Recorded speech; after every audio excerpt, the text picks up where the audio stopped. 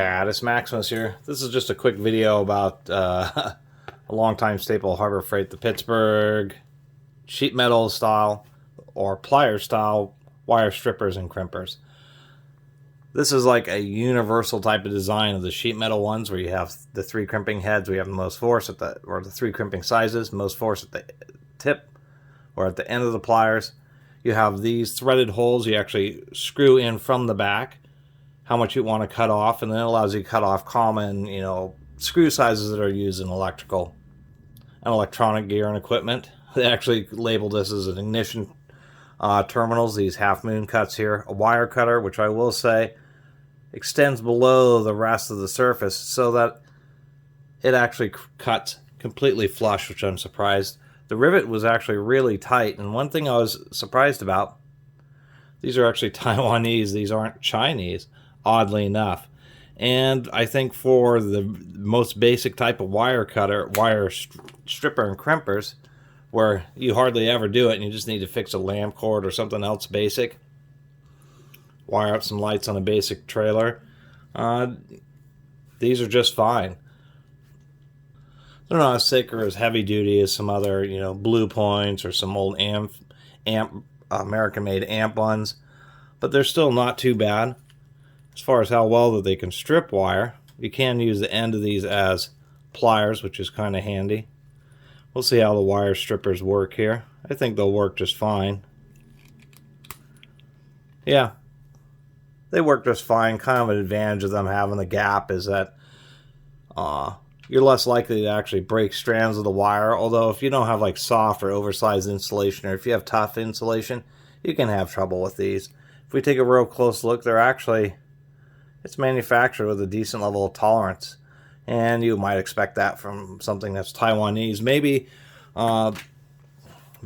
the issue has been that the Chinese ones are so bad that they're getting so many returns that they actually just said, let's go with the same product, just from a higher quality control, higher quality manufacturer. These are actually reasonably straight. These are kind of a soft grip. They're not great, but they're okay. They're solid, so they ought to at least hold up. I think the biggest issue is these things pulling off if you are using these as pliers. And the other thing is both halves actually join up flat, which is also a nice touch. I guess we'll do a crimp terminal here. You do get a basic variety, enough to do any kind of basic project. I kind of like these loop terminals are pretty darn small, but they're at least halfway decent, and they seem like they're a decent brand, although these aren't going to be like a premium grade. They seem okay. Red is small, blue is medium, yellow is large. Twist that wire, get her in there. Now these obviously are not like ratcheting crimpers, which Harbor Freight does sell. Just put those in there like that.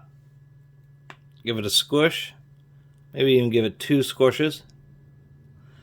High-grade terminals are made of slightly thicker and stronger metal, and using these types of crimpers on high-quality terminals can actually be a bear, and that's where a situation where you would want the ratcheting ones, you just get a lot more leverage.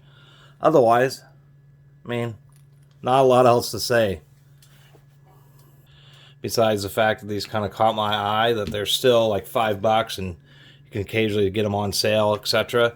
And for just a cheap, basic, kind of homeowner wire crimper, I'm actually surprised that they're Taiwanese, and they're actually they have halfway decent quality control. With prices going up all the time, I think, for the price, these are satisfactory. If these were $10 or $20, I'd like them to be a lot heavier duty. But for $5 with a few terminals, and once again, Taiwanese, I think they're probably okay. Anyway, I really appreciate everybody who's been watching and subscribing. If you haven't subscribed, please do. Until next time, Catus Maximus out.